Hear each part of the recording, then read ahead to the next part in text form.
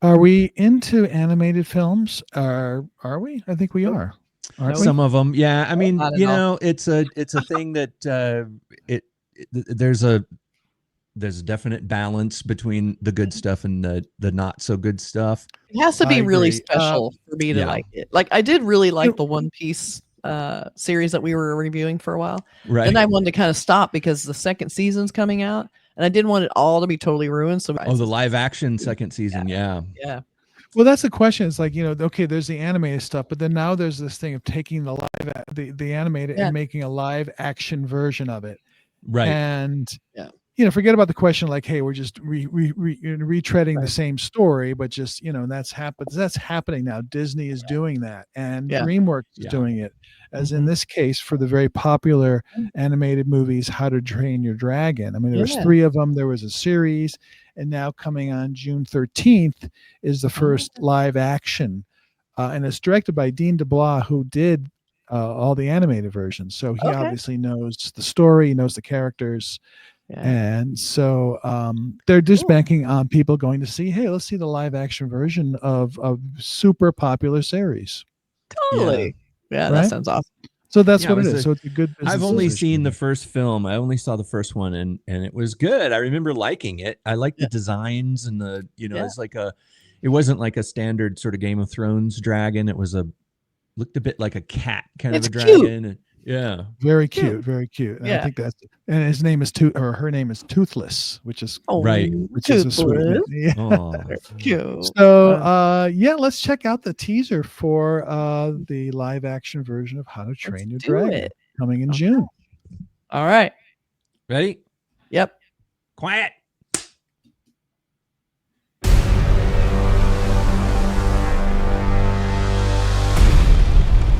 When you carry this axe, you carry all of us with you. Dad, I can't kill dragons.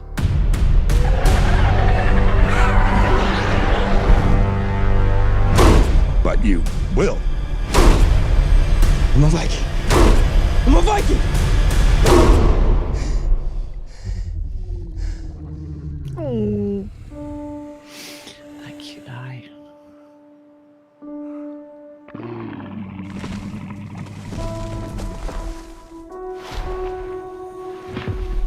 It's okay. I won't hurt you.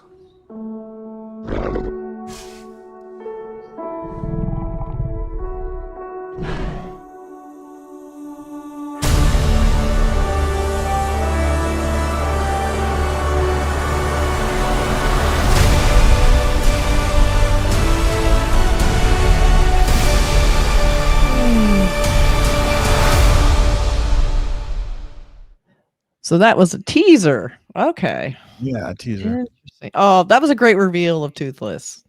That was Yeah. really cute. Oh my god, that looks so cute.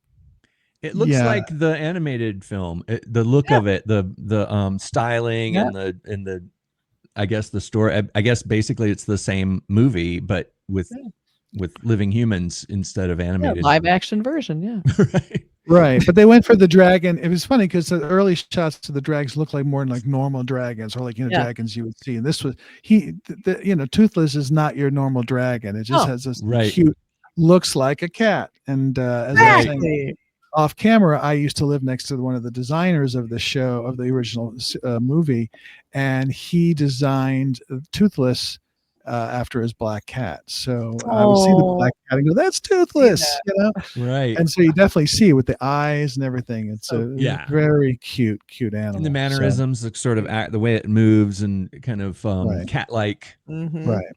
Yeah. That's so cute. Oh my god.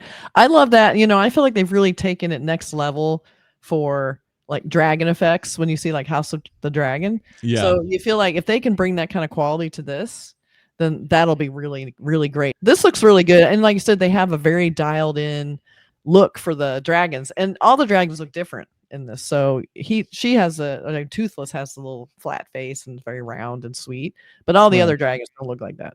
So they definitely have a range of dragons. Yeah.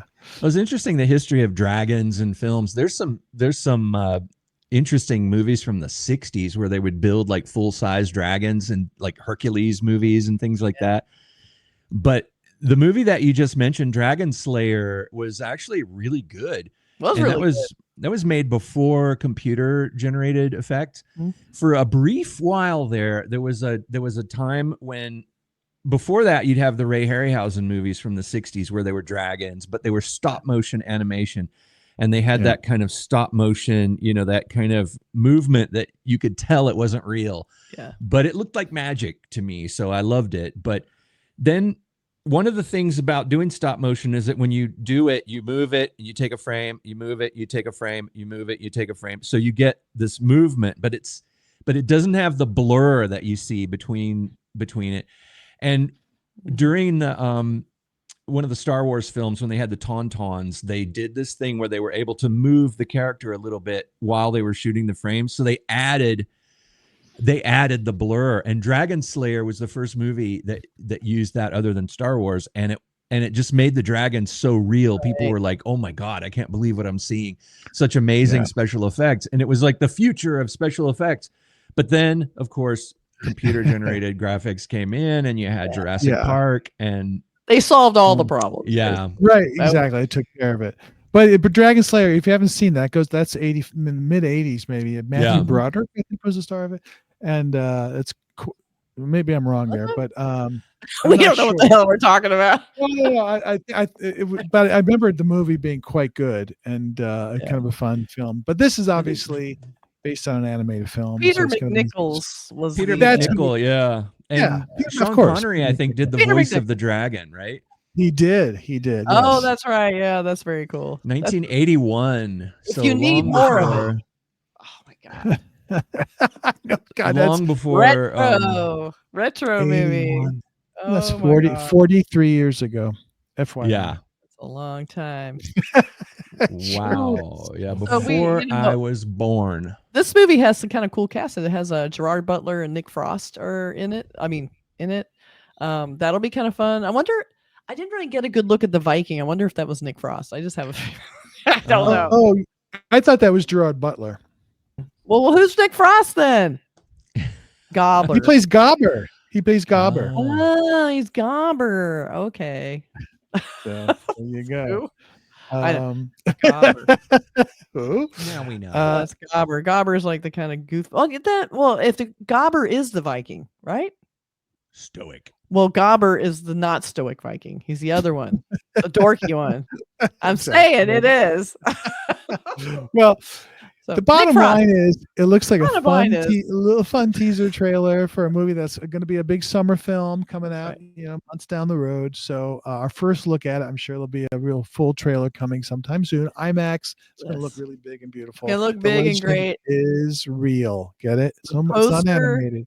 The real thing. This is real. And it's also, they gave you a very big, serious, epic poster, not a fun, cute poster, because it does have that kind of edge. It can go there, but it's going to have a comedy relief, of course. But they wanted to make this look like a big event, and they did do that. I think with the big. You can't get better than the small silhouette with the big sun flare. That is pretty much the formula for epic. Right. If anyone wants to make a poster, it looks epic. Small silhouette. Big sun flare. Done. And orange and teal. I just gave away our trade secrets. You're welcome. that would be like $5,000 for a 10-minute consultation. So. You know how long it took them to probably get to that? Probably like months. And then they're like, let's just go to the silhouette with a flare. It works every time.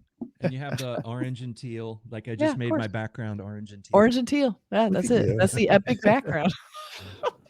But all of us want a pet dragon. I think it comes down to wish fulfillment. We all want a dragon like this. We all want the friend who everyone's afraid of, but then they find this cute one, and then you want it to be your friend, and it saves you, and it's a hero, and I want that. And you get to fly on the back of it. Sort of 60s Godzilla movies where there was always the kid that understood Godzilla, and the kid is running out there saying, Godzilla! And like the kid has a giant monster as a friend, and that's always such a fantasy for kids. It is. Fantasy for adults also. Yeah, but I remember when I was a kid, it was like, wouldn't it be awesome if Godzilla was my friend?